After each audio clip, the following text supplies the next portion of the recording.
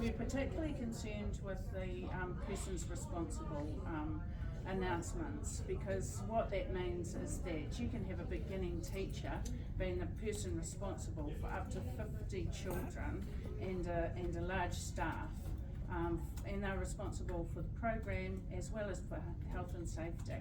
And we're particularly concerned about that because we think it puts a huge amount of pressure on that beginning teacher, and it also means that health and safety is something about the well-being of children.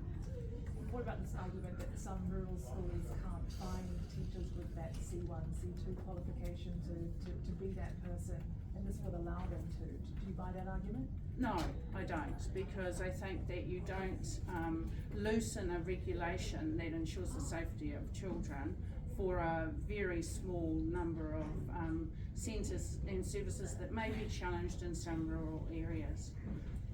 And the civil sector was consulted widely, but you don't think that's the case? When the announcements when the decisions were made around the changes to the persons responsible that was supposed to come into effect in August, there was wide consultation, and the vast majority of providers supported these changes, and the vast majority, over 90%, said that they would be able to meet the requirements of these changes.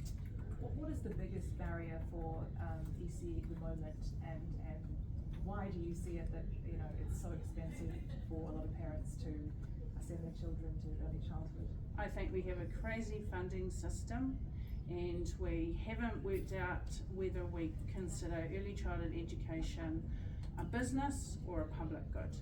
And until we sort that one out, we're going to have these huge pressures put on parents and communities around funding their children's early childhood education. Can you tell me why you think having early childhood as a business model doesn't work, which is obviously what David Seymour wants to turn it into? Have you got a glass of wine in a few hours?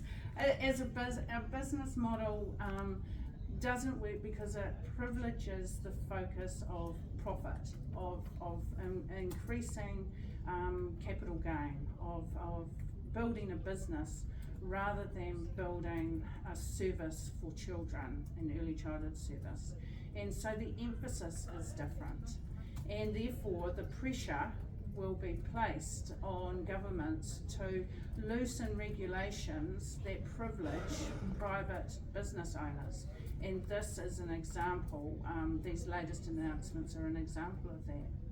Do you think reducing regulation standards will make early childhood centres safe? Of course there are some regulations that we could explore, or the interpretation of them, how they're implemented, not so much the regulations. But we have to do it really carefully, because every regulation has been put in place around children's safety.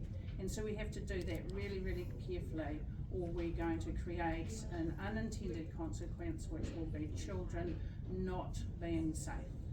Is there anything else about this morning's announcement you want to add? I think that it's concerning that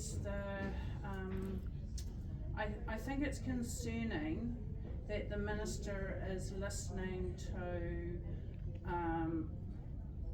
I think it's concerning the minister is listening to lobbies that are focused on the business rather than looking at the research and data and the consultation that's taken place, that's actually said that that particularly the persons responsible is something that should be in place.